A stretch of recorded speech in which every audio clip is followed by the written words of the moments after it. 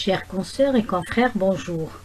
D'abord, je tiens à remercier l'Association Santé au Travail, Sécurité, Hygiène et Environnement de Ain Timoushen de m'avoir donné l'opportunité d'être avec vous aujourd'hui à l'occasion de la Journée mondiale de la santé et la deuxième journée de médecine dentaire de Ain Timoushen pour vous parler d'une lésion très répandue chez les porteurs de prothèses qui est la stomatite sous-prothétique. En revanche, chez les dentés appareillés, le port d'une prothèse amovible engendre une nouvelle situation du milieu buccal. Au niveau de la fibromuqueuse, il y a augmentation des cellules inflammatoires, des lymphocytes et des plasmocytes. On parle également d'hyperkératose qui aujourd'hui constitue un véritable sujet à controverse. Par ailleurs, la prothèse par son recouvrement maximal modifie le flux salivaire sur le plan quantitatif et qualitatif, puisque son pH devient acide avoisinant les 6,3, entraînant ainsi l'acidose prothétique. Ce recouvrement prothétique perturbe également le rôle mécanique d'auto-nettoyage par la langue, les joues et les lèvres, et la libre circulation de la salive et ses éléments antimicrobiens. En outre, les bases prothétiques peuvent être source d'irritation mécanique ou vecteurs de plaques bactériennes, créant un contact quasi permanent entre le milieu microbien agressif et les tissus buccaux aux défenses amoindries. Les appareillages induisent donc un accroissement de la flore microbienne au niveau muqueux, salivaire et prothétique. On simule les prothèses à de véritables réservoirs à germes. En effet, la plaque bactérienne de l'intradoprothétique se forme très vite. Elle est souvent constituée de cocci et de bâtonnets grains positifs, ainsi que de lactobacilles. On retrouve donc 8 fois plus d'aérobie et 20 fois plus d'anaérobie, 40 fois plus de candida et d'entérobactéries, sachant que l'une des caractéristiques du Candida albicans est son adhérence aux résines des intradoprothétiques. Le port d'une prothèse amovible peut engendrer l'apparition de candidose à cause de la porosité de la résine acrylique qui favorise l'apparition de niches microbiennes. Les prothèses deviennent ainsi, par absence de nettoyage, des réservoirs à levure. Le temps nécessaire à la contamination de l'intradoprothétique a été prouvé expérimentalement que le candida peut pénétrer dans les pores de la prothèse au bout de 4 heures. Enfin, la prolifération du Candida albicans à la surface de la prothèse est d'autant plus importante que celle-ci est portée pendant le sommeil. Ces irritations mécaniques sous-prothétiques, souvent chroniques, elles constituent un facteur mécanique à l'origine de traumatismes et d'ulcération de la muqueuse, favorisant sa colonisation. Ce facteur est incriminé en cas de patient xérostomique. Ainsi, les prothèses partielles ou totales mal adaptées peuvent favoriser des candidoses, l'apparition des candidoses par traumatisme ou par non-polissage des surfaces prothétiques, et aussi par une perte de la dimension verticale d'occlusion et associée à une insuffisance d'hygiène ou une mauvaise occlusion. Par contre, les réactions toxiques ou allergiques provoquées par le monomère des résines sont rarement incriminées dans l'éthiopathogénie des stomatites sous-prothétiques. En effet, il faut garder à l'esprit la nature multifactorielle des mycoses buccales sous-prothétiques. L'infection au Candida albicans joue un rôle majeur dans la stomatite prothétique. On retrouve surtout des cocci, des bâtonnets grains positifs et des lactobacilles. Les levures étaient au niveau 100 fois plus élevé sur une muqueuse atteinte de mycose que sur une muqueuse saine. Les stomatites sous-prothétiques se manifeste par des changements de teinte. Effectivement, les tissus sains et pathologiques présentent des variations de couleur liées à la structure même du complexe fibromuqueux. En présence d'inflammation, le tissu passera de la couleur rose à des tons variés de rouge et de violet.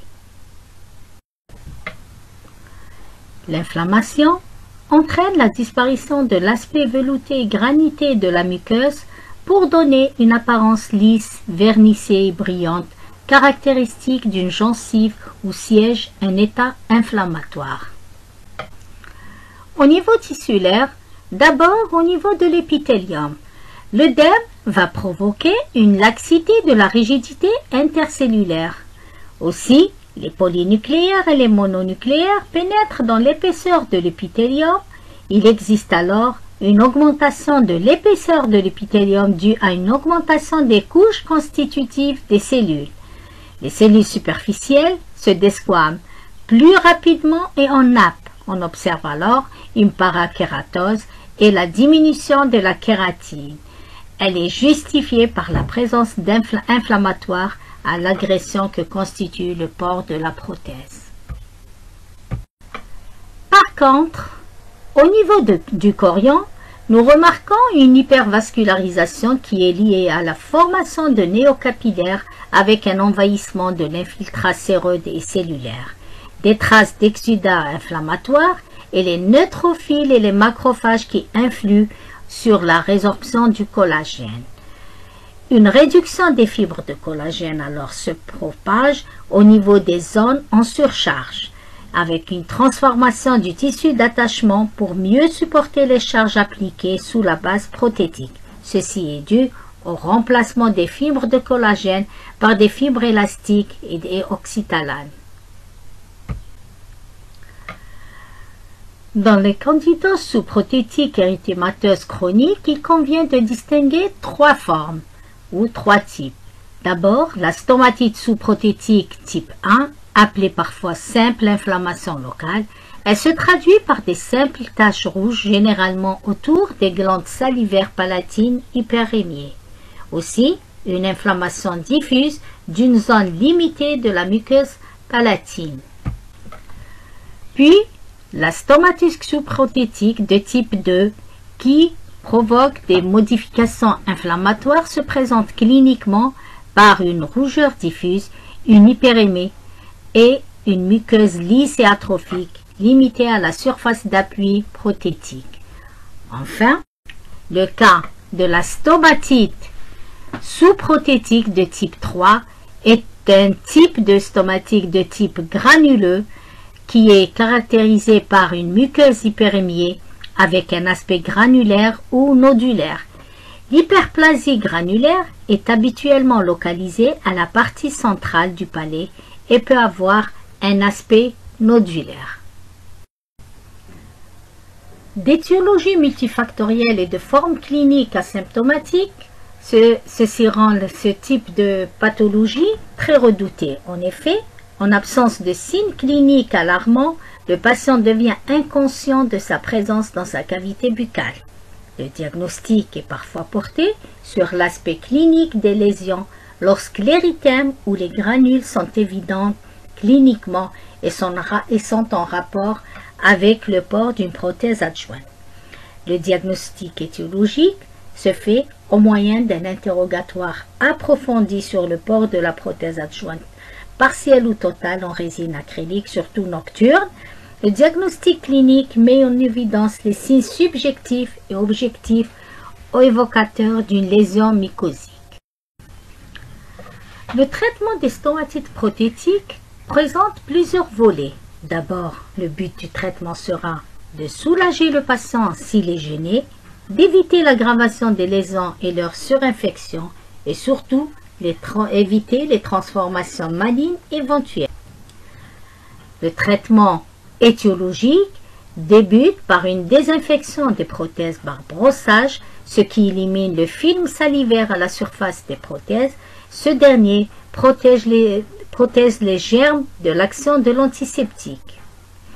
Aussi, la suppression de toute anomalie prothétique par un rebasage de l'intrado prothétique avec une résine retard et la correction de l'articulé dentaire. Aussi, une motivation à l'hygiène bucco-dentaire et une hygiène protégée. Le traitement curatif, il est médical et fera appel en premier lieu à la voie locale à base de fingizone ou de la nystatine ou mycostatine. Il sera recommandé aux patients de badigeonner au niveau des lésions et également au niveau de l'intradoprothétique à l'aide de gel bucco-antifongique. Un bain de bouche sera utile pour alcaliniser le milieu buccal. En cas d'échec ou d'inefficacité de la thérapeutique par voie locale, la voie systémique sera choisie. Cette dernière fera appel au kétoconazole ou au fluoconazole. Une hygiène prothétique et buccale est de rigueur. Il faut désinfecter les prothèses par un nettoyage quotidien sous une action mécanique, brosse à dents spéciale, pâte abrasive et chimique par des désinfectants. Les muqueuses sont également nettoyées à l'aide d'une pâte gingivale et d'une brosse souple.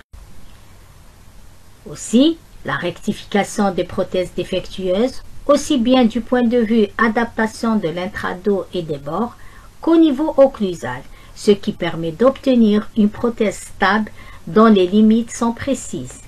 De nouvelles prothèses sont réalisées après la guérison des lésions. Quelquefois, le recours à une mise en condition tissulaire est nécessaire, avec des produits viscoélastiques qui permettent de mettre au repos les tissus enflammés par la viscoélasticité de ces matériaux. Enfin, nous allons voir quelques cas cliniques qui sont représentés par d'abord un cas de stomatite de type 1 ou dû à une prothèse poreuse de qualité de la résine avec quelques réparations. Donc le simple retrait de la prothèse avec un traitement local a permis le retour à un état. Le deuxième cas est une prothèse avec une hygiène insuffisante, une dimension verticale diminuée. Nous avons eu le diagnostic d'une stomatite de type.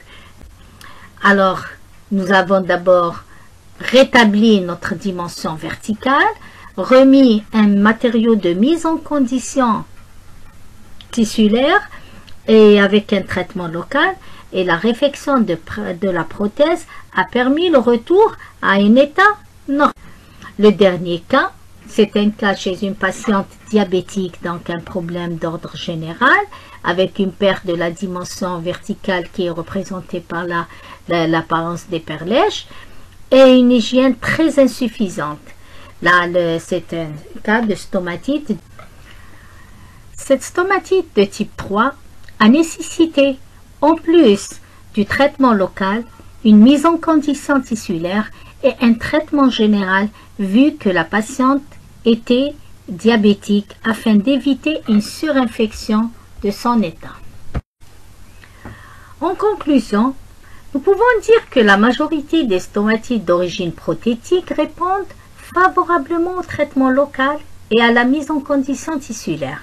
Néanmoins, le traitement par voie générale devient nécessaire quand les corrections prothétiques et l'utilisation des résines retard n'amènent pas d'amélioration au niveau des lésions. Pour finir, je vous présente une bibliographie pour celui qui veut se documenter sur le sujet. Merci à vous, bonne lecture.